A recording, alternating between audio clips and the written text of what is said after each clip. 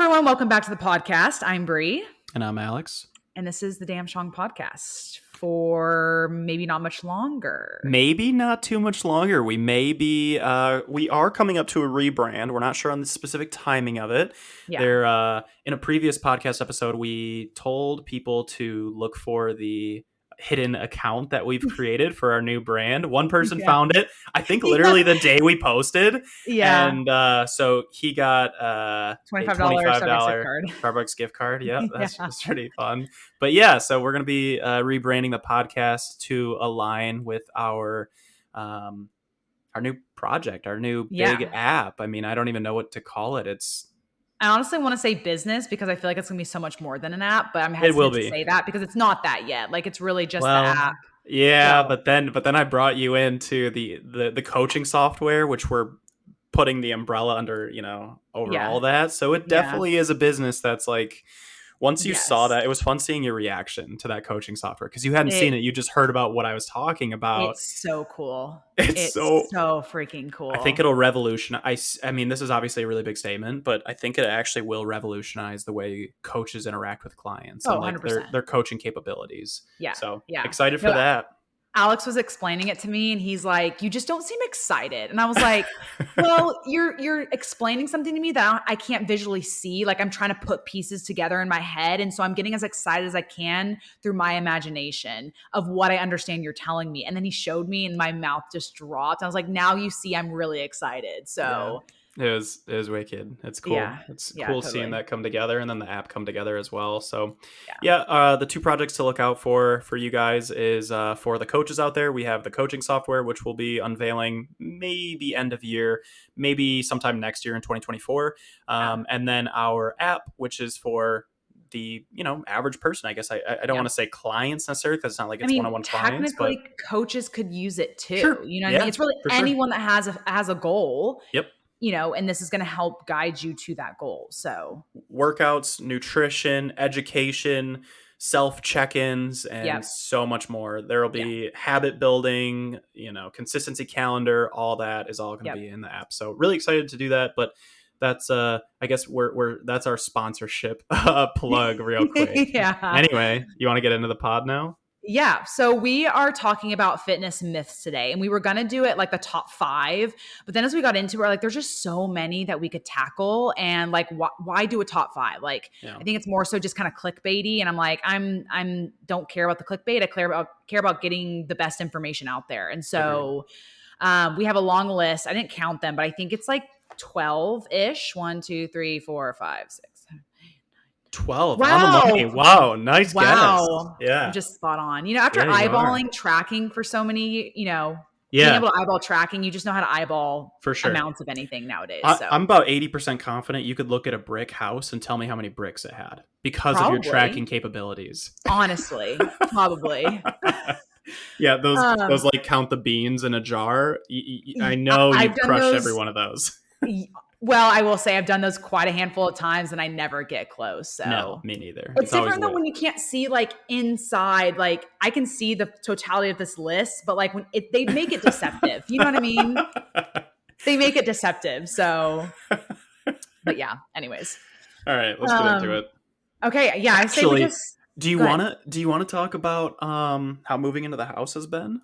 Sure. I mean, if you're watching the YouTube video, you can see I'm in a whole new room. It's really echoey, so I don't know what the audio is going to sound like. So if you're listening to this episode and you're like, wow, Bree sounds terrible, just please be patient. We are, buying a home. For a rug. Do what? I said we're crowdfunding for a rug for you. Yes. I mean, I was talking to Alex before we started this episode. I was like, dude, buying a house just bleeds you money. And like, people hear that we're okay financially. Like we've planned for all this, but it's just like you buy one thing and then 4 more things come with that you forget about. And so Alex was like, you should just get a rug. I'm like, I really don't want to have to buy one more thing. I was like, I buy a rug, I need to buy a little thing so it doesn't slip around or whatever. And it's just like, one more thing. So it's just like, I don't know. But I honestly probably, when I listen back to this, that might be my determining factor if that's a must have right now. Because me talking right now, this echo is just, I can't stand it. So it's a must have. You need to soften up the room a little bit. Yeah. So anyways, if you guys do notice the echo, I apologize. Please know it will be gone eventually. So, how was your but 4th yeah, of no, July? moving the house is Anything? good. I think the only thing that was like the big thing that happened to me with moving is, so we moved all of our breakable stuff on like Sunday, the stuff we just didn't want movers to touch. And then on Monday was our official move day. Sage and I were on our feet for 18 hours straight. We took one 30-minute lunch break. My back and my feet were screaming at me at like hour 12. And I was like, no, I have to get everything unpacked. I'm just one of those people where I'm like, I don't want to do this again. I want to get everything unpacked. I don't have to touch it again. And plus, it was like, we had this one day that we were moving, because right after that, like I get back to work and have to find time. It's just like, no, I have all Monday. Let's just do it. I paid for it all last week. I was so tired. My workout sucked. Like every morning I woke up, felt like I was a brick trying to get out of bed. It took me a long time to recover from that. So that's I don't kind know of my what it lesson learned. is. I still I don't have love any moving. regrets. So I love moving. I don't know what it is. I just like, I don't know, really, man. I just like, I'm like a sled dog. Like I just love doing the work. Like you I love love it. being busy. That's probably why. Yeah, yeah. I like, there's like a mission and like Yes. nobody's gonna beat me to, like, I'm gonna finish the mission like every single Yes. time. I'm not a Totally. military guy. That sounds like I'm a military guy, but like it's just, But you're if you were a breed of dog, you'd be a working breed where they like have to have a task, they can get bored, like, yeah. you Yeah. like a mission, you like to do's, and then you want to spend that time doing it. So, Yeah. I don't stop. The other day I was like, "Oh yeah, I'm going to play VR, virtual reality on my PlayStation." yeah. And Maddie, it was yesterday, and Maddie's like, "Oh, how fun. Yeah, enjoy." She went shopping and I was like, "Yeah, I'm going to Yeah. like relax." Like 6 hours had gone by. I'm pacing around, like frantically working on my phone. She's like, "Have you like sat down at all? Have Yeah. you done anything?" I was like, "No, I have not. I've been working Yeah. this whole time." Just Yeah. like, But I it's the way it think goes. also for me, when I find the motivation to do something, I'm going to capitalize on that. Because like if I feel like unpacking, I just need to keep going, because what's going to happen is I'm going to stop packing and take a break. And then tomorrow I'm not going to feel like it. I'm going to have to push myself to do it anyway. So it's like when that snowball gets rolling, I just want to keep the snowball rolling. I don't want to stop it. And so I think that's part of me too, is like when I get on a roll with something, like I'm going to have days when I work that'll work like a 15-hour day, but it's because I'm really in the headspace for like maybe content creating or something. And I just don't want to stop, you know? Yeah, yeah, I get that. So, I mean, my I think I have like a pretty, I don't know if it's like messed up necessarily, but my relationship with my own brain and body is a little bit twisted, where yeah. I'm like, what, my brain's gonna tell me to fucking quit? Are you fucking kidding me? No way. Yeah. Literally, my body's telling me to stop. Fuck my body. Like Yeah. I will just attack constantly Yeah. because I get like, I don't know. Like just conquer your inner bitch. You know what I mean? Like I know I'm being really vulgar right now, but Yeah. that's my inner monologue, is like, Yeah. what, you're gonna tell yourself you can't do something? Grow the fuck Yeah. up. Like get hard. Are you kidding me? I don't know. Yeah, I'm definitely a little bit different. But mine's more of like I can't stop. I'm on the motion right. I like a body motion, staying in motion. The second I stop, I won't be able to get back up. Like Yeah, I've got to keep going, kind of thing. I feel So, that.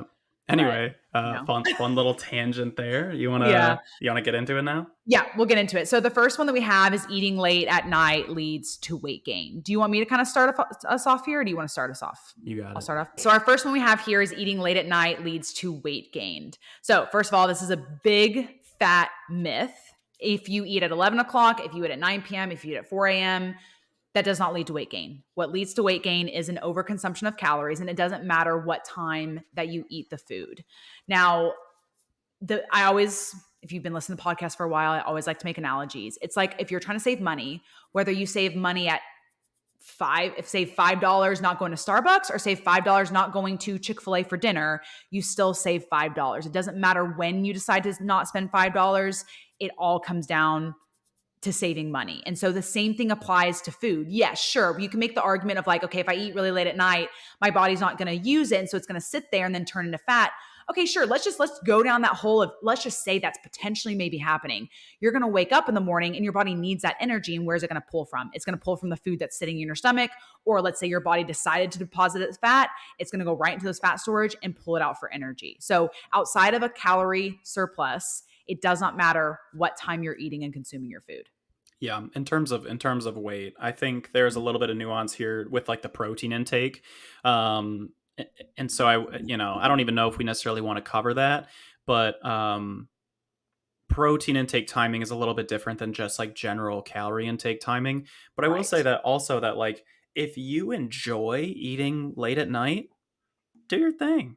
Do your thing. Feel free to eat late at night. I have ice cream before bed because of the Ninja Creamy now, basically every single night. Like basic that or popcorn, basic maybe sometimes both, basically every single night. And it's like I'm fine because of it. Some people might experience a little bit of indigestion if they eat too late at night or something like that. So it's like this is not a blanket statement, but in terms of like weight gain because you're eating later, nah, get that out of your head. I do want you to touch on the protein just because you mentioned it, because someone could have heard and be like, wait, what is he talking about? The protein, like kind of freaking out a little bit. So go into the protein part. Yeah, sure. So how much? All the way?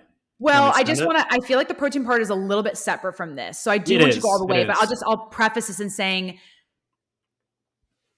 when we say weight gain, we're talking about fat gain. So eating late at night will not put on fat. And so if we're like, okay, we're basically talking about timing of food. If we want to continue on the conversation of timing of food, there are occasionally sometimes where timing of food can come in handy, and that's protein. And so I'll let you kind of dive into from there. Yeah, protein and like pre/peri/post workout timing. Like you wouldn't want to eat a meal really high in fats and fibers like 10 minutes before a workout, just because digestion will be slow. And so you might just get a little bit of, upset belly from that. So that's something to keep in mind. And then protein intake. Yeah, I mean, ideally we try to, if somebody was having like 100 grams of protein, that's their daily target, and they were getting that all in one meal at noon, let's say, they would get better muscle growth outcomes over the course of, months, years, etc., if they were able to split that intake into 3 to 4 meals. So outside of that, I wouldn't worry about timing too much. I personally kind of fall into the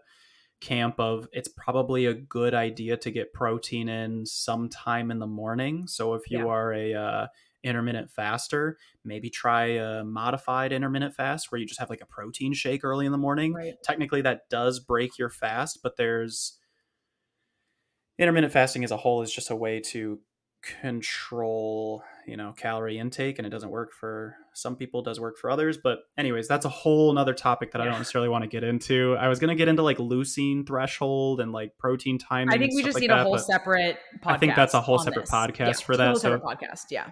Let's wrap it up there on that part. Yeah. So all that to say, wrapping that up, doesn't matter what time you eat as far as fat loss or fat gain, whatever. When it comes to protein, it's better to space it out. However, I always like to add this little asterisk. If you are already struggling to hit a protein goal and now you feel like we've added another task of trying to split it up like equally or split it up better throughout your day, don't worry about it. But if hitting protein for you is relatively easy, then you can start dialing into that and add that to your like, okay, if I want to just prioritize and make muscle growth a little bit more optimal, let me try to space out my protein a little bit better. So total intake is always more important than timing. Yep, totally. There was something else I was going to say on that, but I'm going to leave it. Okay. Next one, static stretching before exercise prevents, I put energy, but injury, I think is what I meant to put. Static stretching before exercise prevents injury is the myth here. I'll let you dive into that one because I think that's the one that you put on here. And also, let me just say that static stretching as a whole, man, I'm going to be persecuted for this. It is overrated. Static stretching is so overrated. There are people in their 40s, 50s, and beyond that are like, oh, I've lost my mobility. I'm not, as mobile as I was when a toddler, which but it's static stretching. Let's say we're doing touching our toes, right? We're sitting on the ground, we're reaching forward, touching our toes, stretching our hamstrings, right? You can do that, but with dumbbells in your hand. Right. With a stiff leg deadlift. Yeah, with a stiff leg deadlift, which will really lengthen the hamstrings, or a seated leg curl or something like that. Like you can do that, but you can get the benefits of resistance training and static stretching combined. So static stretching doesn't do anything. It doesn't lengthen the muscle. It desensitizes, or I should say it desensitizes your pain. Yep. It desensitizes you to getting into that position. It increases your pain tolerance essentially to getting into that position. So there are no I can't see many reasons that somebody, let's say they have 3 hours per week, I can't see any reason that I would allocate even 10 minutes of that 3 hours to static stretching over resistance training. I literally cannot see it. Dynamic stretching, that's a different thing because you're moving, you're warming up. But in my mind, the perfect injury prevention warm up would be 5 to 10 minutes of a low intensity cardio, maybe moderate intensity, something to get the heart rate up, something to get you a little bit warm, and then do 1 to 3 warm up sets for every exercise. If it's something like a bicep curl where you're not using much weight, do 1 warm up set. Do 50 to 75% of the weight that you were planning to use for the same rep range. And if you are doing a leg press, like you're doing like 4, 5, 6, 700, maybe 1,000 pounds.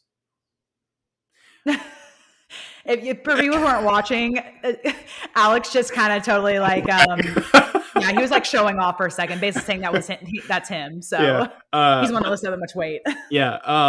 Or like, you know, if you're deadlifting like 500 pounds, you know, then you might need a few extra warm up sets. But anything you want to add on this? Yeah. So like you said, static stretching doesn't prevent the exercise or prevent the injury. It's like you said, ups your pain tolerance for the muscle stretching. And so just like you said, a really great way to become more mobile and to stretch is literally just to work out, because you stretch when you're doing that. And so like you said, the perfect way to just do any, I have like so many paths that my mind wants to go off in. So it's like with warm-up sets, like the whole intention behind doing warm-up sets is to prime the joints and get yourself ready neurologically. And part of that neurological getting ready is that stretching that you're doing in the warm-up sets. And so it's like, you don't need to do separate stretching when you're already going to be stretching when you're working out.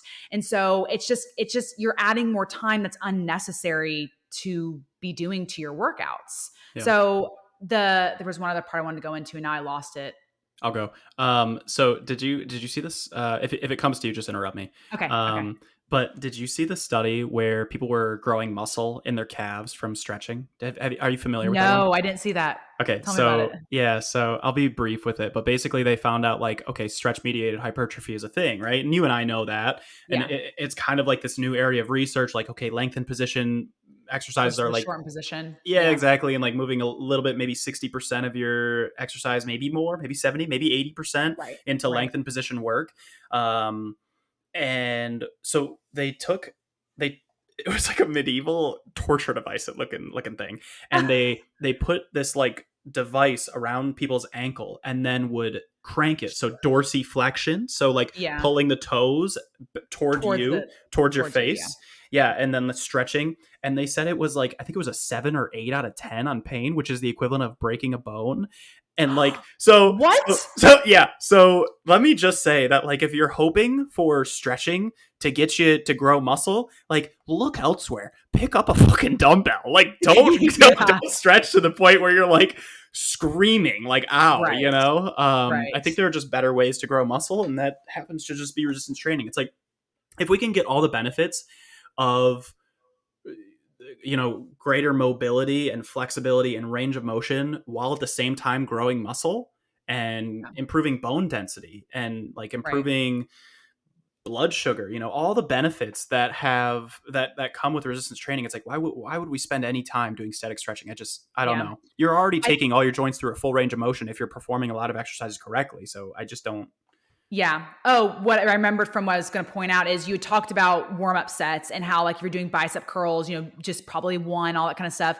Also remember for people, like you don't have to do a warm-up set for every exercise. And so for example, let's just say like you were doing dumbbell rows, you know, right before you did bicep curls, you're already doing that motion already. You don't really need a warm up going into bicep curls because you've already basically not technically curling, but you're doing that bending motion at your elbow. Yeah, so you're already probably warmed up for your dumbbell curls. So obviously the warm up stuff, you know, maybe we could do like I don't know if we start doing like a short stuff kind of podcast episodes where we just go over something really quickly, like warm up sets, but like how you doing your warm up sets, like you don't do it for every exercise. It's more so kind of like, again, you're prepping your joints and your neurological system. So for example, if your first exercise is a leg press, you're bending at the ankles, you're bending at the knee, you're bending at the hips. Whatever you do after leg press, you're going to be either bending at the hips, bending at the knee, or bending at the ankles, or a combination of the both. And so you're probably already warmed up for that set and stretched and all that. So that was just kind of the one thing I wanted to add to what you were saying. Yeah, I think just try to be smart about it. Like if I'm doing leg press, but then next I'm doing like leg curls, for example, I'm still going to go hip. I'm going to do a warm up set on my hamstrings. Yeah. But if I'm doing like quads or glutes, like I don't know if I'll do a warm up set. It kind of depends. No, definitely. The other thing I want to hop into this is, I feel like I hear a lot that it's like, oh, I'm so tight. Like I need to stretch because I'm tight, or this is tight. And so did you want to hop on that first? Or I'm just I was going to say retweeting. Oh, no, rethreading. You said it. You may have well just cussed on the podcast. Rethread. Yeah. I hear a lot of people say like, oh, I'm so sore. I'm so tight. Like I need to stretch. It's like one, like, yes, you're sore, but like stretching just very short-term alleviates that. It doesn't not make you sore. Yeah. And then when people keep saying like, oh, I'm tight. Like for example, I've heard it from clients before where they're squatting, but they can't get very deep in their squat. They're like, it's because I'm tight. A lot of times it's actually, it's not tightness, it's weakness. It's not because you're tight. It's weakness. It's not tightness, it's weakness a lot of times. Weakness, and I'm going to add in there your anatomy, because a lot of people, I have to play around with a lot of clients' foot positioning, because based on your, socket joints with your hips and the length of your femurs and all that stuff, you're going to squat differently. And so a lot of them like, oh, well, I can't get down the way because I'm just so tight. No, it's because your femur bone is hitting your what's the word I'm looking for? Hip bone socket, and you can't go any lower. So let's play around with your thing. You're not tight. And then again, I think people just feel that people mistaken tightness for weakness a lot, like you said too. People think they're really, really tight. It's actually that your glutes are really, really weak. And if we strengthen them, you won't get that same sensation. Yep. And so I hear a lot of time people are like, oh, I'm going to dedicate. And there's nothing wrong. At the end of the day, like stretching is not a bad thing. If a client comes to me and says, hey, I'm going to spend 15 minutes stretching once a week, awesome, go for it. There's nothing wrong with you doing that. But a lot of times I say, hey, I'm feeling really, really tight this week. I want to dedicate 15 minutes to stretching. And the solution to the problem that they're thinking about is not through the stretching. It's actually just through continuing strength training and us figuring out your form a little bit more. But like, it also has you take a break, you relax, you chill out, and there's benefits from that too. So yeah, I like that you mentioned, you kind of glossed over this really quickly, but you had mentioned that like, stretching is just replacing one stimulus with another. So you're sore or you're tight. The best thing you could do for that soreness or tightness is just move. So often we're sedentary for multiple hours. Just every 30 minutes, get up from your desk and do like a quick lap around your office or your home or whatever it is. Like you'll feel better soon. Maddie's hip flexors were pretty sore. The front of her hips, her hip flexors were pretty sore. I had her doing like the cable hip flexor, exercise. Yeah. She was pulling those in. We did that one time. She's never had pain since. And so like, that's an exercise that she's doing weekly now. But yeah, I mean, it's like if I had a sore wrist and then you hit my ankle with a hammer, it's like, dang, I kind of forgot about the wrist now, because there's a new stimulus being created. And that's the same thing with like heat and ice and manual therapy, which I know this is a whole topic we could get into. We'll put aside for now. Yeah. No, definitely. Yeah. It's, yeah, I think you said everything I was thinking of saying, but yeah, it's just, stretching. It's just like, I don't know. I think people put overrated, too much into it. Now I will say before I'm doing squats, I'll go bike for like 3 to 5 minutes, just get me kind of, again, get the joints warmed up and lubricated.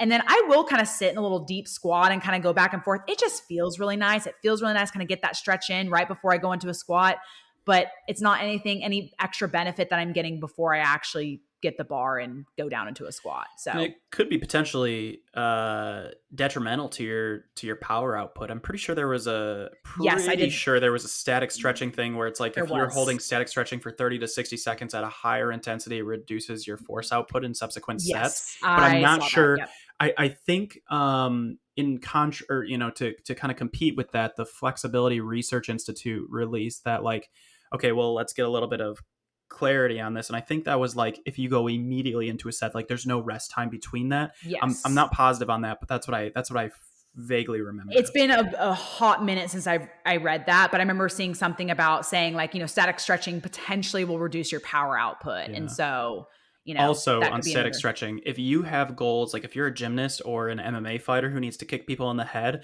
and you have like extreme ranges of motion that you need to take your joints, in this case, then static stretching could probably be beneficial. I was literally about to hop into that. I was like, if you're a gymnast and you do the splits, like you're going to need to get yourself you into do that need position. to stretch to do the splits, because if you go into a splits and you can't do the splits, you are going to tear something. Yeah, like it will not be good. People understand we're not talking about like gymnasts or like say an MMA fighter where you do actually stretch your body to extreme lengths, and you would need to be able to do those stretching to not be injured. We're talking about your everyday person. Yep. You know what I mean? Like you sitting down and touching your toes for 30 seconds is not going to prevent this injury that you think is going to happen when you go to the gym. Also, and I know we're really beating this one to death, but I just think like there's a lot to talk about here. Don't feel like your quality of life is going to be worse if you can't just like sit down and touch your toes. Like that doesn't have any bearing on you. Maybe you have really long femurs and short arms. Like some people are just anatomically built different. Yeah. Touching your toes is not like it used to be, you know, they'd put you in school and there'd be like that box in front of you. You have to like push the thing ahead. And yes, the presidential test. Yeah, that made us all feel horrible about ourselves and our different capabilities. But yeah, don't feel like, you know, it's kind of arbitrary. I mean, different ranges of motion will be different depending on your anatomical setup. Yeah, all I care about at the end of the day is like, does the amount of mobility that I have give me the life that I want to have? And so it's like, if I need to be able to, and most of that actually comes down more so to strength than stretching. Agreed. But I mean, yeah, it's probably good if I, you know, like I think more so like ankle mobility. Like I could squat down and sit down in a deep squat and do something without my heels popping off. But that's not, I've never really worked on ankle mobility per se. I'm sure I've obviously gotten some of it through squatting and leg pressing and all that for sure. Some of that has increased. But as long as I can just do the stuff that I need to do and live my life, that's all the mobility I'm looking for. So. But for somebody that doesn't have ankle mobility, don't feel like you have to just like work on it. I'd honestly rather just have you throw squat wedges underneath your feet so you can get full knee flexion. Again, it comes down to, is there an issue of quality of life? You know what I mean? Like that's at the end, because I've done the same thing. I have clients who have terrible ankle mobility. I'm like, well, do you have issues like living your life? They're like, no. That's like, let's just throw squat wedges under it. Like we're going to spend so much time working on ankle mobility, and we actually don't know how much we're going to get out of it. Right. You may not even be able to increase your ankle mobility that much. Like it's just not, the trade-off isn't worth it. So agree. But yeah, we'll move on to the next one. We'll move on to the third topic now. After we beat that one for like 15 minutes. Okay, next one. Sweating more means that you're burning more calories. This is a big one with people using, I don't know if you ever use Sweet Sweat. Were you ever a user of Sweet Sweat? No, so I did. It doesn't surprise me. Back in your like bodybuilding days, when like, or you know, just being a female in general, you're trying to find everything to like shrink your waist, and you're like wrapping yourself in this and rubbing yourself with the Sweet Sweat and you know whatever. So yeah, and I see it. You know, I have this what is it called? I have a sauna suit. Yeah. But the purpose of that, it was for my powerlifting competition. I was testing water cuts to see like, can I get to 148.8 pounds, like, and make that cutoff? I couldn't. Yeah. But like, surprise. Didn't go that well. Yeah. Got to 150.8 before I was like, I cannot do this anymore. For like, I'm not going to be here. If I'll just simply die, I guess. Yeah. Yeah. So no, sweating does not mean you're burning more calories. I know that we've all seen like the Rocky montage where he puts on a hoodie and a garbage bag, you know, different things like this, and then goes running through the streets of Philadelphia and is like, when MMA fighters or wrestlers are doing this, it's because they need to hit a weight target. Go ahead. I'm going to pause you real quick. Should we change this a little bit and say sweating more does not mean you're burning more fat? Doesn't matter. This is my thought process, and we'll leave this in so everyone can hear my thought process, because I think this is important. So my thought is like, if I'm sitting here right now and let's say you throw up the thermostat and now it's 85 degrees and I'm sweating, my body's having to cool me down. So I technically am burning more calories. However, doesn't necessarily mean I'm burning more fat. Are you? I don't think you're burning more calories from thermal regulation. I think you are. My body's having to work harder to maintain my body temperature. You know, I think they actually did I think there was a thing on this, because like Andrew Huberman was saying like, oh yeah, cold baths, like ice baths, they increase your calorie expenditure. So then Lane Norton was like, let's see by how much. Well, and I'm not saying it's a lot. I'm not saying it's a lot at all, but I'm like, technically, right? I would say you are. And what was Lane Norton's conclusion to that? Yeah, I don't remember. It's minuscule, right? The most minuscule thing ever, and Lane Norton is so I'm thinking funny. from like a real technicality point of thing. I'm like, technically, I probably am, but maybe that's not even something we should really dive into a ton. I don't even want to encourage people to go overheat themselves in the pursuit of burning more calories. So no, and I would never encourage that. Yeah. I'm just trying to think like, okay, technically, like, sure, like if I'm thinking my body has to regulate its temperature, so it has to work harder to do that. So it's going to take some extra fuel. How much? Not enough for you to go sit in a sauna for an hour which first of all, if you sat in a sauna for an hour, you would probably die. But like, probably not that good. Sauna for 20 minutes every single day is not going to substantially make your fat loss goals go faster. It's not of any worthwhile thinking. I don't know. I just thought that was maybe a asterisk to throw in there, but you know. I don't disagree with it. It's something that I'd have to look more into to see like numbers and like what studies have been done and like right. Don't overheat yourself trying to burn more energy, guys. Yeah. Yeah. Basically at the end of the day, it's just like, no, I think the big part for me, this affected my fitness journey and all that is if I got to the end of the workout and I wasn't super crazy dripping in sweat, I probably didn't have a good workout. And so it did take a long time for me to like, look, if I push myself really hard to failure, if I, strive to improve my performance, that's my dictator of if I had a good workout. Now, when you push yourself really hard and push you close to failure, you're most likely going to break a sweat. But I've also been in gyms before where they're like freezing inside and I don't really break a sweat, even though I'm working really hard, but I'm also resting 2 minutes. And so whatever sweat I was about to break, I've cooled down a little bit since then too. So I think it's just important, at least in my fitness journey, was just to remember that like, just because I didn't sweat doesn't mean I didn't have a good workout, Yeah, I totally agree. And that actually brings us to our next point very smoothly. Oh, which is, I didn't even realize that. Wow. No pain, no gain. So this is kind of a myth of like, if you aren't sore, maybe you didn't gain muscle, you didn't tear down the muscle enough to grow it. But the reality is like, there's a very low degree of stimulus that is needed in order to challenge the muscle into growing, potentially up to 5-10 RIR. It's just that the stimulus that you'll get from 5 to 10 RIR, reps in reserve. So if you're going through a set, at the end of the set, you have like 8 left in the tank, that'd be 8 RIR.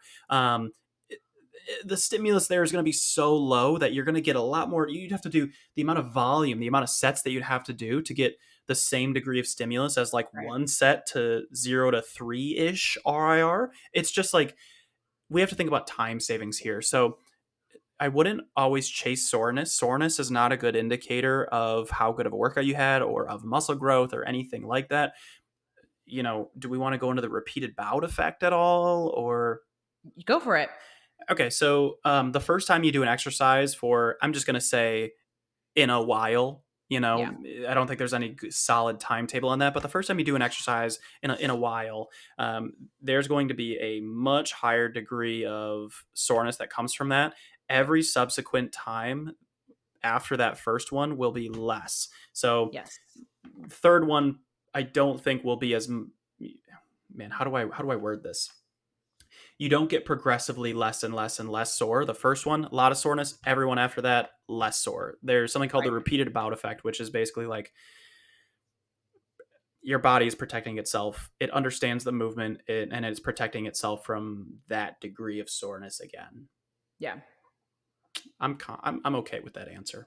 Okay. I was like, I don't know if you want to keep going or I'm like looking up because I'm like, do I love that answer? It's like, that's doable. That's passable for now. I think everyone who's listening understands exactly what you're saying, that there's this degree over time where it just becomes less and less and less. But there was one thing you said and you're like, you shouldn't always chase soreness. And it's like, you use that word always. It's like, there's some times that soreness can be helpful. And so it's like, if you shouldn't always be sore. If you were always sore, we need to look at some dial it back.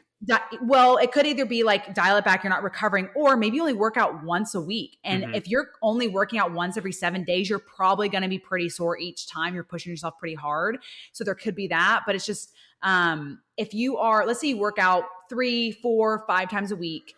If you are never, ever sore, not even like a little bit, you probably could be pushing yourself harder. So you shouldn't, again, like you have said, being sore is not the indicator of a good workout, but if you're not ever sore, that can be a good indicator of you're probably could be working harder. But if you're always constantly working hard, you're not going to be sore a lot. You will at certain times, because there'll be one of those times where you pushed really extra hard and your body's like, you know, and you just kind of, I know what that sound was. That noise was perfect. Your body's going to be like, yeah. And, you know, you get a little bit sore. So, there's just that kind of like fine line to it. So, and when I say like for me, just give an example, I probably get sore once every like 5-6-ish weeks. And it kind of goes in hand with like, as I get closer to the end of the mesocycle or my training cycle, like I just push even harder. And there will be like a little few times here and there where I'll be like, ooh, after that one leg day, I was really sore, but the second leg day, I didn't get that sore. So it typically happens once, maybe like every 2 months-ish, or maybe like month for me. So yep. I get sore. I mean, I send it, you know, on pretty much every set. Like you've trained with me at this point, like. Well, and like you've mentioned a lot of times, you are currently full sending it on purpose because of your where your training volume's at. Yeah. I dropped my training volume way down, and intentionally I'm going to like 0 RIR and then doing intensity techniques like drop sets or like weighted stretches and just things that I'm kind of self-experimenting with.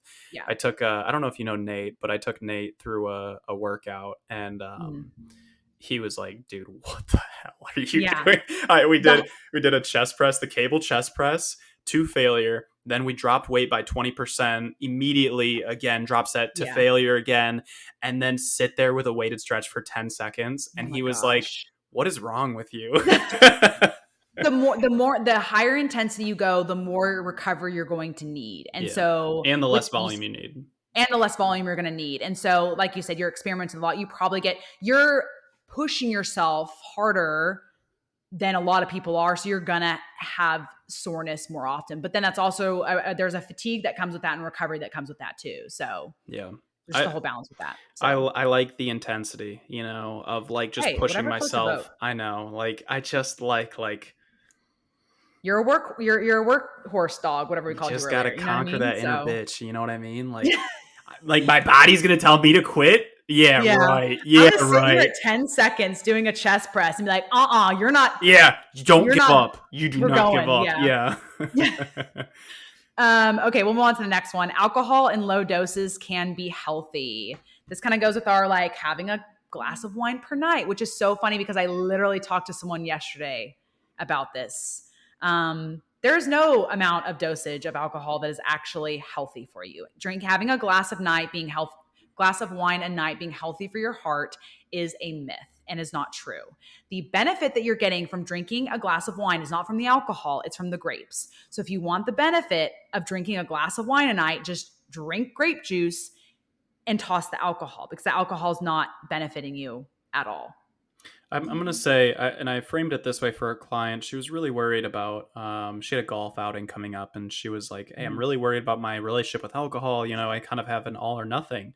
And I said, look, there are times that we need to focus on our physical health, and there are times that we need to focus on our social or mental health. Right. And she really liked that I put it in perspective of, you know, social health. And I said, like, you know, this Saturday, yes, you are going to drink in moderation. Like, you're going to do your thing. Just, I gave her some tips, like make sure you're hydrated because she's going to be on the golf course drinking and it's a diuretic. Right.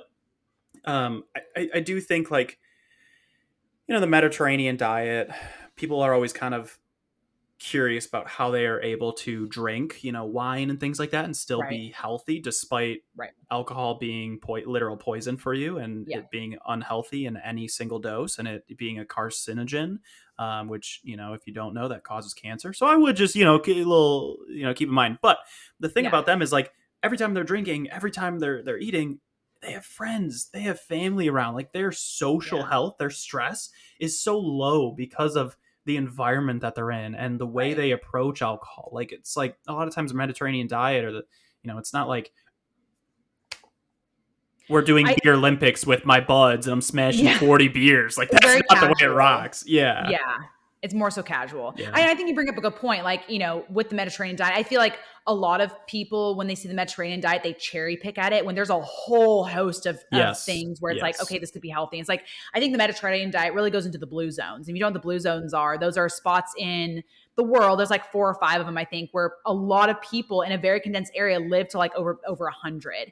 And so one of those areas is like the Mediterranean area. And so that's why the Mediterranean diet became so popular, because like, man, these people are living to over 100. What's going on? It's like, okay, yes, they're eating a lot of lean proteins, a lot of vegetables. That's something to come into. They're also very active. Yep. They walk everywhere. They're social. Mm-hmm. They don't let work run their life. They have a very good work-life balance. There are so many factors that people don't consider. They just look to Mediterranean like, oh, they only eat fish. So if I want to live to be 100, I shouldn't eat chicken or beef or anything. It's like, no, there's a whole, we very much underestimate the holisticness of health and how, I'm not going to put all my eggs in this basket, but I had the conversation literally yesterday with someone, and someone was making the, not argument, but the statement that possibly, if we talk about alcohol, it's like if having a glass of wine a couple times a week lowers your stress levels, it actually could potentially be worth having the wine because you're lowering your stress levels, and maybe that could offset some stuff. I'm not saying there's any study to back that up or anything, but it was an interesting thought of like, that is interesting. Like, yes, alcohol is a poison and it's not good for you, and there's no good dosage that's healthy for you.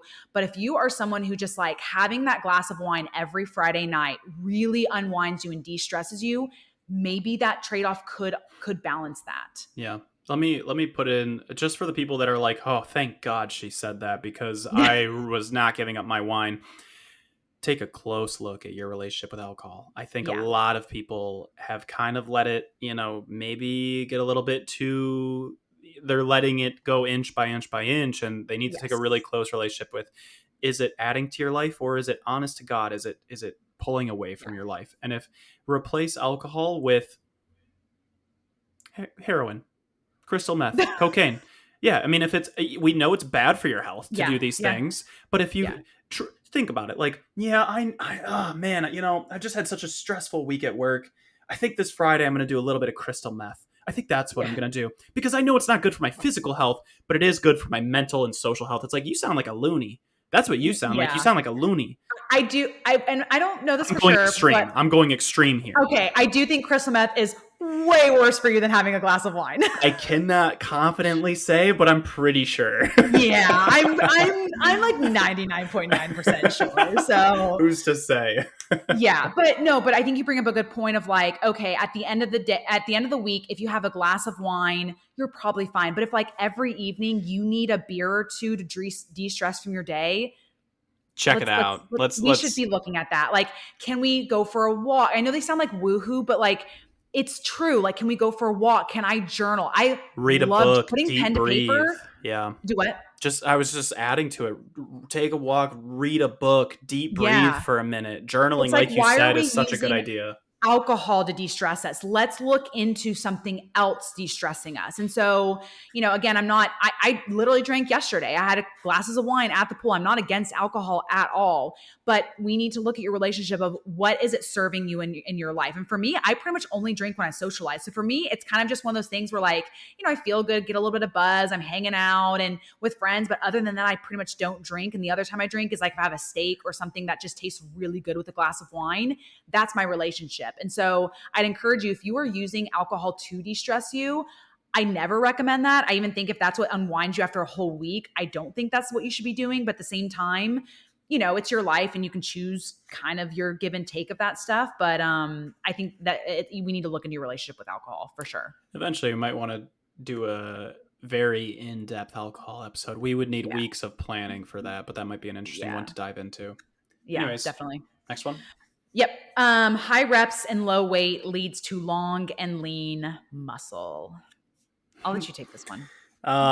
Okay. So muscle, it either grows or it shrinks, like that's what we've got. You're not adding, to the best of my knowledge, you're not adding sarcomeres or length to the chain of muscle. So it will grow in size, but it's not going to grow in length. If it could, it's like, let's say our muscles were ropes. We would not want them to get longer because then we would have a lot of slack on them, and that would not move. It would not be that good. We'd be like just puddles of bone and flesh. It'd be a yucky situation. So you should be grateful that you can get long muscle. Your muscle is the length that it is, and you can grow it or you can shrink it. So a quick rundown on like muscle growth science, I guess. Anywhere in the 5 to 30 rep range is going to be generally equally good for muscle growth. I would just say that like some exercises lend themselves better to higher rep stuff, maybe in the 10 to 15 range, whereas some exercises are better for the 5 to 10 range. An example of that was like a leg press. 5 to 10 reps on leg press, great, feels awesome. Doing like 15 reps on leg press, that's probably going to be a cardio exercise for a lot of people. Whereas like a lateral raise, trying to do a 5 rep max of lateral raises might not make your elbows and shoulders feel that good, like your joints feel that good. So that's kind of an exercise that lends itself better to maybe 8 to 14 or 10 to 15 reps. For what it's worth, the majority, and let me just say that like 5 to 30 rep range, as long as sets are taken close to failure. That is the big caveat that we really need to highlight here, is like you need to be taking your sets close to failure. There needs to be something called an involuntary slowdown in the concentric of the exercise. So if I'm doing a bicep curl, on the way up, that is the concentric, that should be slowing down comparative to my first rep, despite me trying with max effort. If that has never happened for you, go do a few warm-up sets, go do a few warm-up sets, and then try it. On some exercise that is safe to fail on. Something like a barbell bench press, if you don't have safeties or a spotter, not safe. Something like a bicep curl, go nuts, do your thing. More higher reps, like 20, 30 plus, they have two downsides that come to mind. One, they will generate more neurological fatigue, which will potentially disturb the rest of your workout. And then the second thing is, and this is the more practical use of it, is they just take a lot of time. Doing 20, 25, 30 reps, that takes a lot of time. You can just do more work with less time if you do the majority of your work in like the 5 to 14 rep range. Now, for a new client, I don't like them doing 5, 6 reps. If that's a lot of weight to do a 5, 6 rep max. Whereas like something like 10, 11, 12, okay, we're able to drop the weight by like 20, 30% at that point. And they're going to be able to get more reps for more practice and be able to practice the movement and get their technique down. Yeah, totally. Yeah, you talk a lot. I ditto everything you said. And that talks a lot about the long muscle and stuff. And then going into lean, I think is what a lot of women are thinking. Like, I want to build this lean muscle. I want to get toned. Muscle is, it's already lean.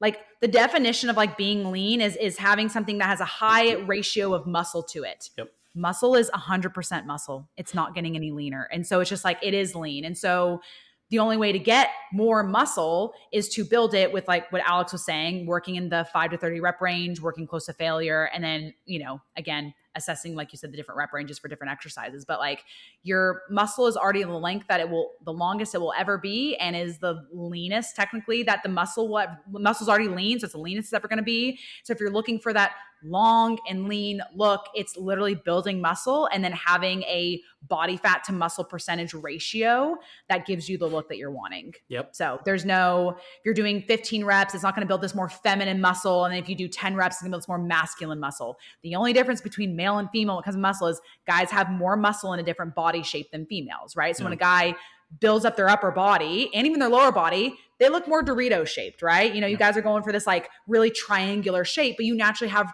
smaller hips, right? And some women do too.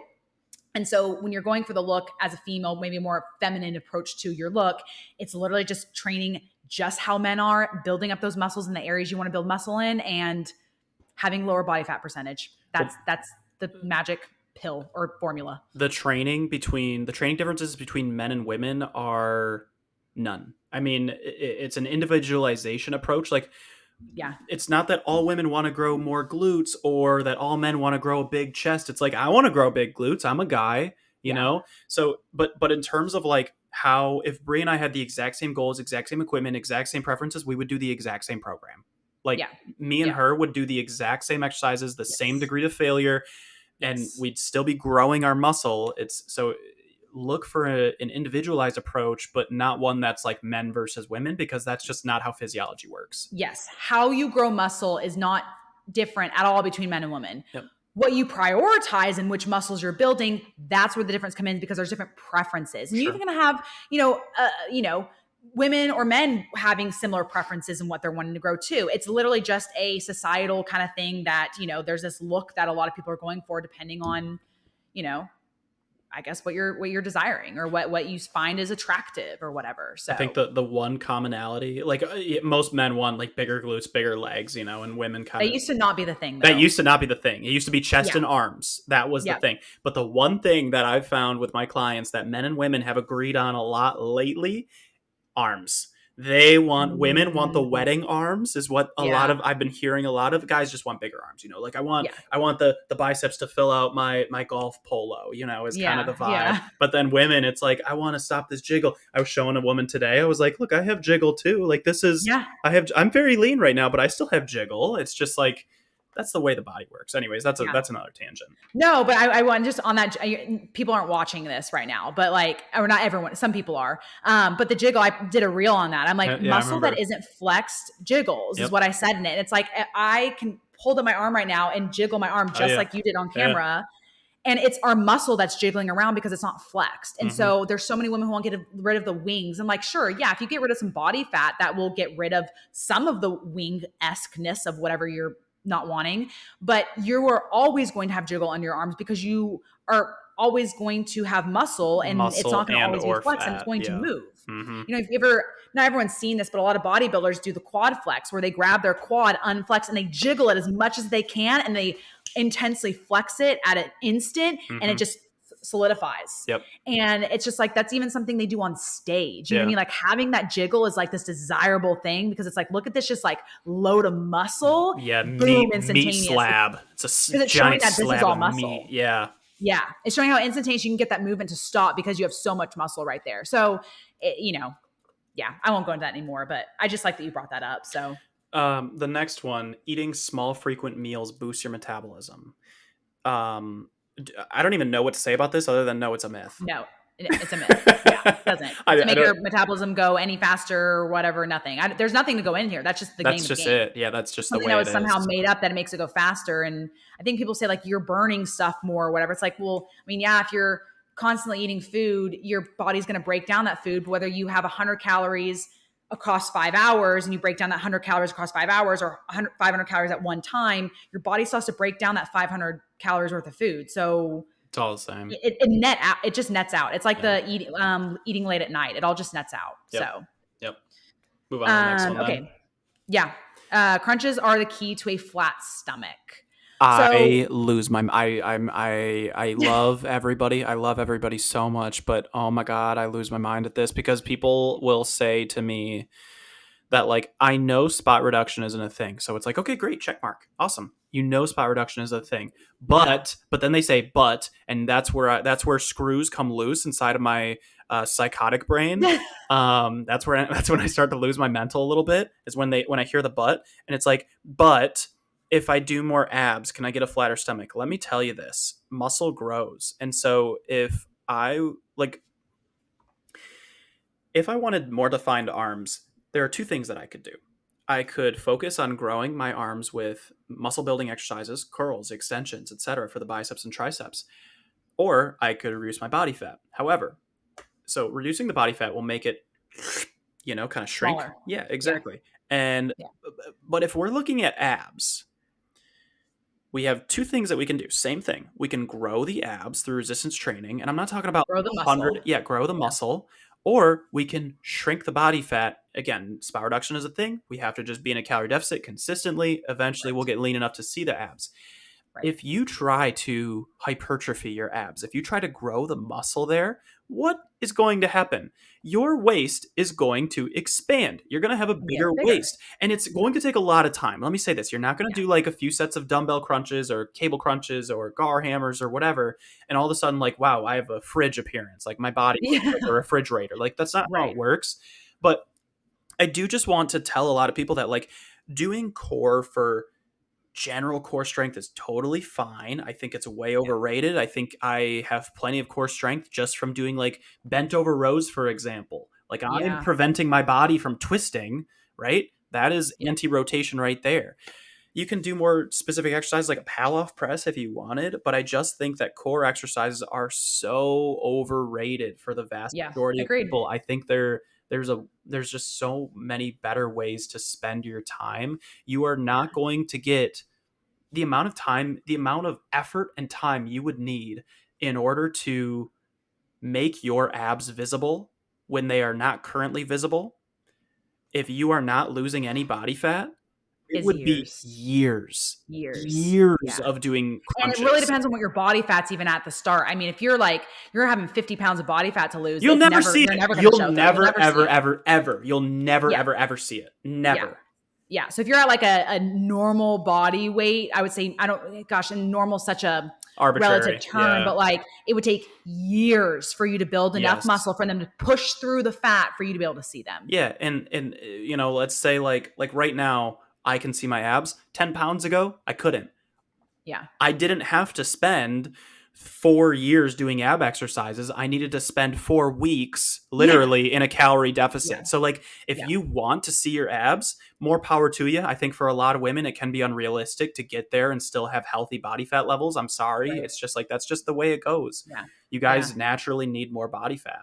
And it could be as a female, because we do need more body fat, that if you do want to have that physique of where you can see the visible individual blocks of abs, that you would have to spend years hypertrophying your waist. But that comes at the trade-off of you're going to have a bigger waist. Yep. And if that's okay with you, awesome. And I always hesitate when I talk about this topic of telling women like, yeah, if you do abs, you're going to get a bigger waist. And they're like, oh, I'm never doing abs again. It's it's like it would take so long.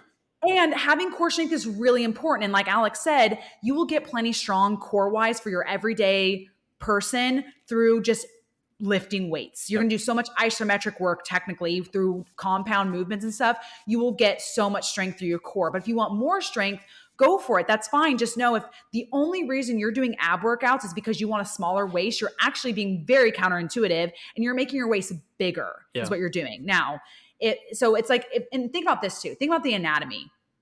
Your abs are always flat. Like the muscle is sitting on top of your organs underneath a layer of fat. It is always flat. So when you're saying I want a flatter stomach, the only thing you're needing to make go down is body fat. Yep. Because the muscle, it's not like this is the other thing we talked about before we even came on this podcast. I hear women all the time say, I need to tighten up my waist. I need to tighten up my abs. Yep. Nothing is loose. Right. Your abs talk about pregnant women, diastasis recti, where you split your abs apart.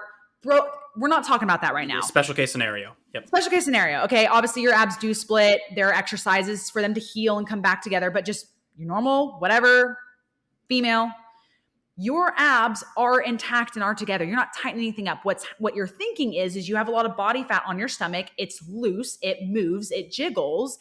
And you're wanting to, get snatched. And I think we hear that word snatch and it thinks tightening, and you think of corsets and it tightens, and that's what you're trying to do. You're not doing any of that.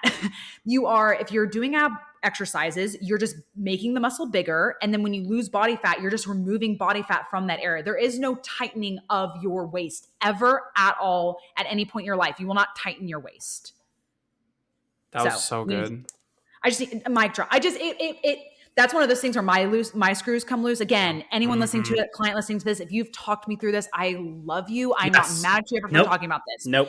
But inside, I'm just like, I wish society has really pushed this, and society is the reason why you think this. And it's just like, if you know the anatomy of the body and you take a second to think about, okay, like if I look at a cadaver, like their abs are just sitting there and then body fat piles on top. Like, how are you tightening something? Like, think about that. Like, it's like, it's not even on the individual person though. It's like, walk into a fucking Planet Fitness. They have a 30-minute ab zone. So it's like it's the messaging. It's not like the individual people. It's the messaging as a whole. And so I don't know. Yeah. The messaging is like, listen to the Damn Strong podcast. That's the messaging. Yeah. Soon to be changed. We gotta get to our last few. So yeah. Okay. This one we kind of covered, I feel like a little bit in the long and lean muscle, but it says women getting bulky from lifting weights. Yeah. First of all, we've tried.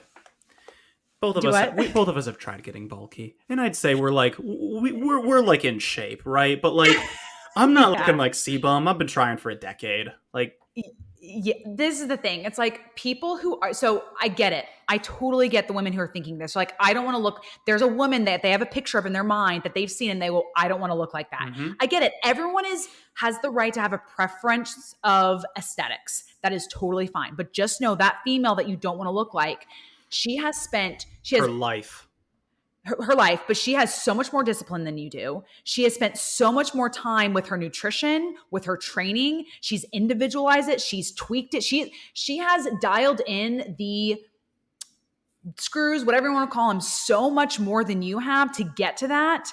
It is very difficult to get bulky as a woman. And very difficult. And it takes a lot of time. Let me say, for a lot of the people that are looking at those women may have just had a small sprinkle of anabolic steroids, just a small smattering to get to the point of like really like you look like, whoa. Yeah, when you see a female that you're like, oh my gosh, like this is like out of this world. She's like, it's hard to comprehend how maybe muscular she is. She's on steroids. She's probably on steroids. Yeah. Yeah. If you see a woman who has like bigger, you're like, I don't want my arms to be the size of her. I want my quads to be the size of her. Okay, then probably not. But still, at the end of that day, again, like Alex says, our entire goal for both of us, like we just want to get bulky. Like I want to have a lot of muscle where I always see this, like the meme on like, I don't know, Instagram or whatever, where it's like, if I was to like do a crime or I went missing and someone had to give my like description, I want them to be like 5'7", brunette,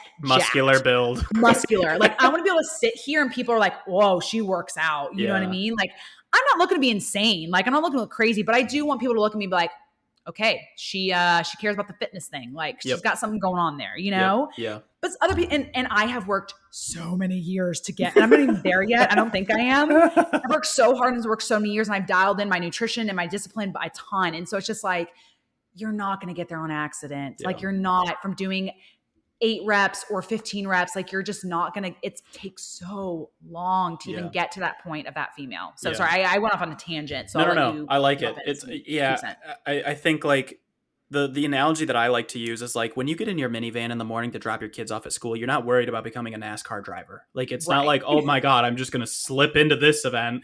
Like that's not how it works. It will take so much more time. Like you're not just going to be like lifting a dumbbell and then you're like, oh man, wow, really pushed that one hard. 0 RIR. That was intense. And then the next morning you just like wake up and you're like, wow, I'm a Greek god this morning. I don't know what happened. Right. Like it doesn't work that way. You will have so much time to pump the brakes. I mean, we're talking 7 years to pump the brakes. If you really are worried about getting bulky, you'll know a decade in advance. Yes. Well, it's just like, even if we like took that example further, let's say like for, you know, I've seen people give like gifts for birthdays where it's like, go sit in a NASCAR with a professional driver. It's like, you're not going to go even actually drive a NASCAR one time and then be a professional driver. You have to put the time, the commitment, the skill. You have to have the right tools, right? You need an actual car. You need a team to lose body fat or build muscle, but like you need a team to be in the pit, changing out your tires when you're racing. Like there's so many things that have to be in place for you to actually get to that spot. So I meant to text you actually the other day. The other day I picked up a basketball and I was like, dang, I almost became LeBron James. It was so close. You should have. So close. It was so close. I almost became LeBron James. Luckily I didn't. Thank God. Yeah. And we have to remember too, you keep bringing up professionals, which I think is a good point, because it's like women who are that size and muscle are most likely doing it professionally. They're in the bodybuilding space. They've dedicated their lives to it. And so it's like think of any profession, chef, roofer, dentist. You have to spend so much time to actually get to that spot. And so it just applies the same way when it comes to getting that much muscle. Agree. All right, 3 more fitness myths. This next one, cardio is the best way to lose weight. Just going to quick X this out. Nutrition is the best way to lose weight. Like it's very, very difficult to outrun a bad diet. Something I've been talking about recently with a lot of my clients is like, they've been asking about cardio and stuff like that. And I give them, kind of my general recommendations, like cardio is great for health and things like that, but I would not use it as, can it supplement fat loss? Yes, for sure. It can supplement fat loss, but I would not look at.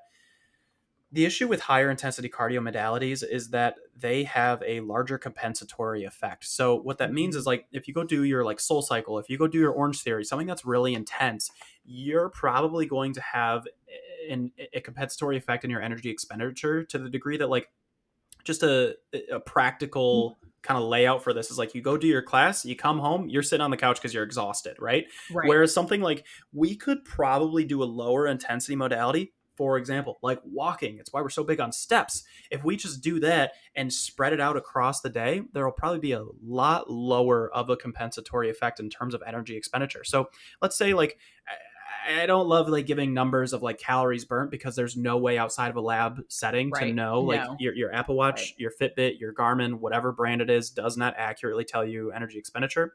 But anyways, let's say we burn 300 calories in a workout. We would expect our daily energy expenditure then to go up 300 calories. But because of the compensatory effect, it doesn't go that way.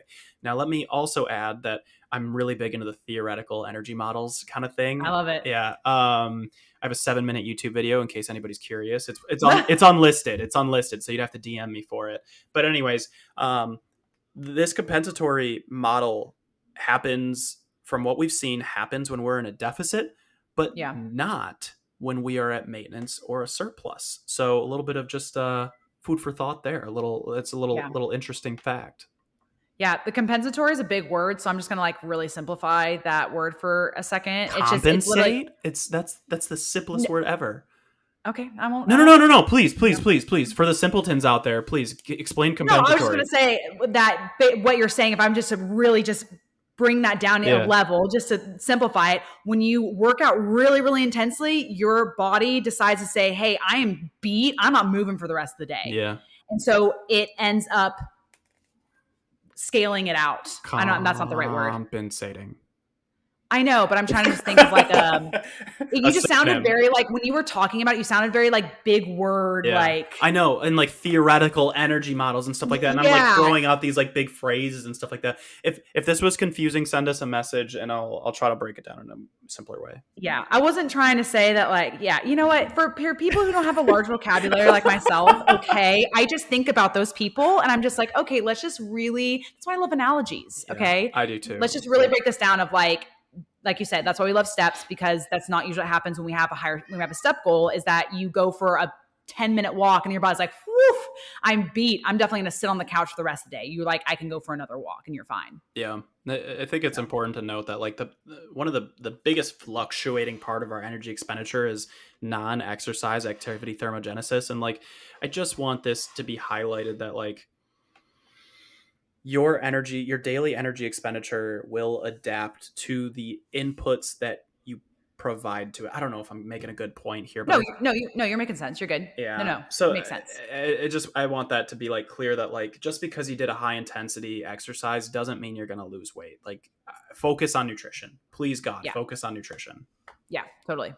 Okay, more exercises is always better for muscle growth. This is false. More does not equal better when it comes to building muscle quality and taking your sets close to failure and resting properly and recovering properly. Let's make sure we include those things, is going to always be better for muscle growth. Yep. Agreed. Yeah. I think a lot of people take this maximalist approach of like more. I want to be in the gym 6 days a week, 5 days a week, 7 days a week. It's like, dude, you might be able to get better results on 2 or 3 days a week than like 7. Honestly. I mean, seriously. Yeah. So I would not say more is always better. Yeah, I had a client who just messaged me and we did nutrition for a while together and we just started doing training together. And She texted me and she was like, this is crazy. I used to do, much more exercises, like 8, 9 exercises. I only have her doing 4 exercises on her leg days. And she goes, but because now we have RIR and you're pushing me more intensely, she's like, she was like, I know soreness is not a good indicator, but she goes, I'm wrecked. So sore. She's like, I am wrecked. Yeah. And she's like, I only did 4 exercises when previously I would do so many more. And so it's like quality over the quantity of what you're doing. And you're really just dialing in that intensity, then you don't need as much. Yeah. So. I think generally speaking, if anybody's looking for a really practical takeaway, if you're doing much more than like 6 to 8 sets for a single muscle group in a single session, I would parse that down. So like if you have, let's say 6 to 8 sets. I just want to make sure everyone heard you said sets. Not exercises, not reps, sets. Yeah. So like, let's say I'm doing like a dumbbell bench press, a chest fly, a machine chest press, just things like this. If I'm doing like 3 exercises and like 4 sets each of just chest on one day, I'd rather have somebody split that up and do 6 sets here, 6 sets another time down the week. Yeah. Definitely. I think another one way to say that too, like just again, to bring it down even more, if people are not thinking of like muscle groups and stuff, is like, honestly, if you're not toasted after anywhere from 4 to 6 exercises, honestly, like for me, leg day, like 4 exercises, maybe I can do a 5th. I'll have to really mess up with the energy. But if I'm not pooped at the end of 4 exercises, you probably didn't go hard enough. And then upper body, because there's just more muscles to kind of go about, probably like that, about 6 exercises, I would say, if you're not pooped. What? Did you hear that? Yeah. Kahlua shook her head. Kahlua shaking her head with her ears. If you're not pooped after 4 to 6 exercises on upper body day or lower body day, you need to be working harder. Agreed. 100%. All right. Last myth. You need to detox your body. Yeah. No. No. You got a liver and a kidney that do all that. 2 kidneys, actually. Wow. Well, most people have 2 kidneys. Yeah. So. Yeah. Yeah, I don't even know, man. I just feel like this should have been left in like the early 2000s. I'm surprised that 2023 we're still dealing with like juice cleanses, but I guess the charlatans out there will sell whatever snake oil they can in order to make their buck. I think it's because people don't feel good. Like just overall, they don't feel good, and so they think like, oh, this is so much easier than changing up my diet. Like, here's a hot tip. Like, if you don't feel, okay. Let me actually add a little disclaimer. Like if you're sick or you have a disease or something's going on, like go to the doctor. I'm not saying if you don't feel well, just like this is going to solve your problem. Drink some kombucha. But like if you don't feel really well or you have bad digestion or like all of these things, like check on your sleep, check on your fiber intake. Yep. Sleep, fiber, and like be active. And that will probably solve a lot of your problems that you're feeling and having. 98%. Yeah, 98%. Yeah. So it's just like and when I say fiber, honestly, I wanted to say fruits and veggies, but I was saying that specifically like your fiber. Like if you prioritize like whole nutritious foods to make sure you're getting, and again, I'm still down for the cookie. I'm not saying you can't have processed foods. I want you to have some processed foods so you stay sane for the rest of your life. But like prioritize good nutrients, prioritize sleep, prioritize a water intake, and you're good. And your body does all of that processing and detoxing for you, and you'll feel crazy better just from prioritizing that kind of stuff. I want to add one more myth really quick. All processed foods are bad. Oh, yeah. Oh, man. Huge myth. I mean, we're talking processing, like a can of corn. That's technically processed. Meat that you buy at the grocery store, that's processed. Unless you have... by definition, the organic vegetables that you buy are processed because they had to be picked and washed and and all that. That's processed. Now, the key word is highly processed then, if we're going to go down that road. So it's like, but even that, all highly processed food is terrible for you. And that's still not true. I would argue that highly processed food, okay, the few maybe downsides to it are very case dependent. So let me riddle you this. Are highly processed foods like ice cream, cakes, cookies, pizza, are these things less nutrient dense than like tomatoes and veggies and fruits and whatever? Like, yeah, they are less nutrient dense, but that doesn't mean that they are like wasted food. It doesn't mean that they're empty calories. Like, and especially my aunt had cancer, and my mom, very nice woman, love my mom, but she was like, it's terrible, they're feeding her ice cream.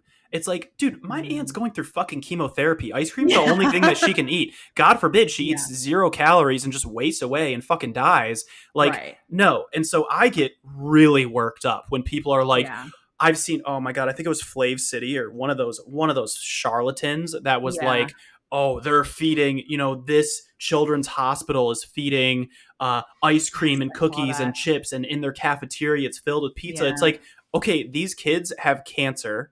Some of them, let's not even talk about the terminal cancer that just give them whatever food they want. But let's talk about the ones that have the potential of being cured.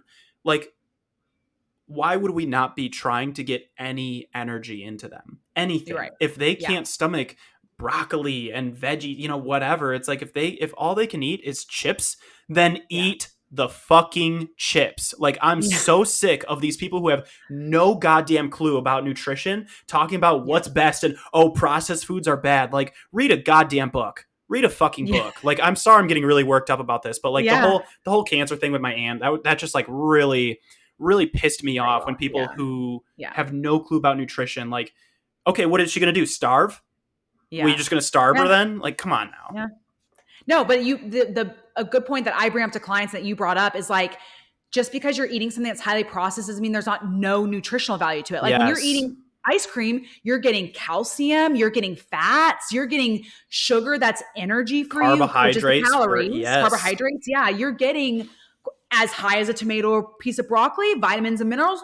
Not as much. Not much fiber in it, but yeah. That's why when you flip on the back of the box, it says nutrition label, because there's nutrition to it. Now, again, if you were always eating ice cream and never had anything else, yeah, your body would be deplenished of some of the nutrients it needed to survive. And you would then potentially, I don't know if ice cream is the best one, but maybe die because you are, maybe not die, maybe something would happen. Not feel so good.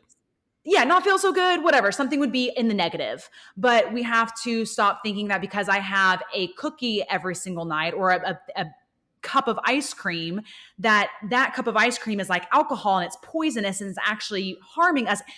Ice cream's not a carcinogen. It's not causing your cancer. It's not causing you to be sick. Yep. If you have a whole, like the holistic ofness, you manage your stress levels, you get sleep, you prioritize fruits and veggies, and you also have ice cream, that ice cream is having no detrimental effect on your health at all. Yep. It's not like you ingest and your body's like, oh man, here comes the thing that's going to kill us. Make sure we process this through again and so we don't die. It's like, no, it's like, some calcium, some calories. And then it lives on. That's all that's happening. Yeah. All that's happening. The other thing about, yes, it's less nutrient dense and it's also less satiating. So typically you eat more of it and you overconsume, and that puts you in a calorie surplus, which for a lot of people, I mean, look around, a lot of people have been in a calorie surplus for a whole lot of time, and they struggle with it because they haven't been prioritizing these whole foods, which are very satiating, which are very nutrient dense. So they feel worse.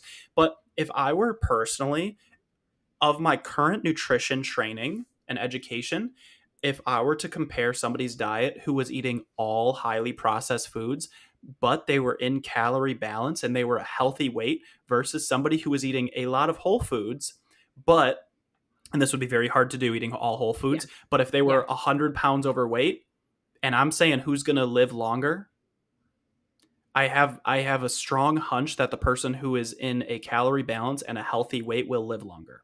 I have a pretty strong hunch.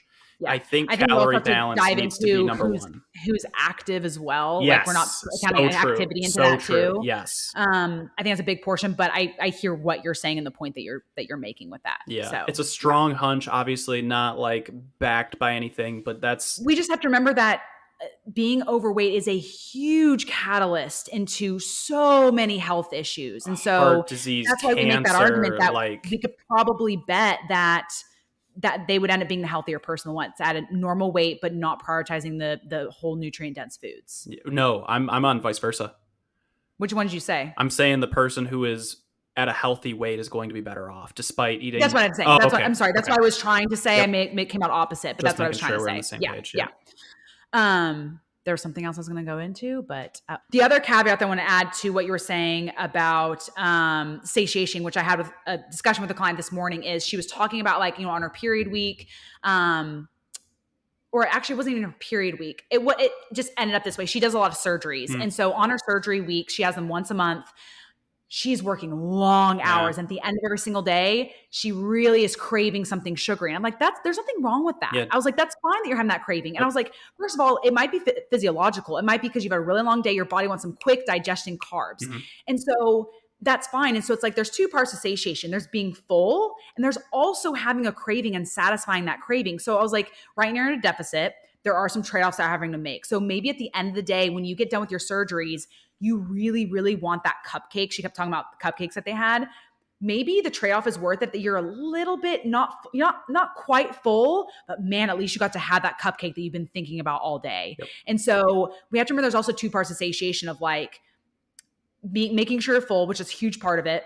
And then also like making sure that you're not pushing these cravings away and saying, fruit is nature's candy. And then you're just thinking about the Snickers the whole day because you crushed 800 calories of strawberries, which is hard to do, but I have definitely done, because for the longest time I was like, I can't have the Snickers. So I'd eat an apple and another apple and strawberries and pineapple. And I'd have 800 calories worth of fruit in my system, but I was still thinking about that cookie until I finally was just like, look, let me have the cookie and move on with my life.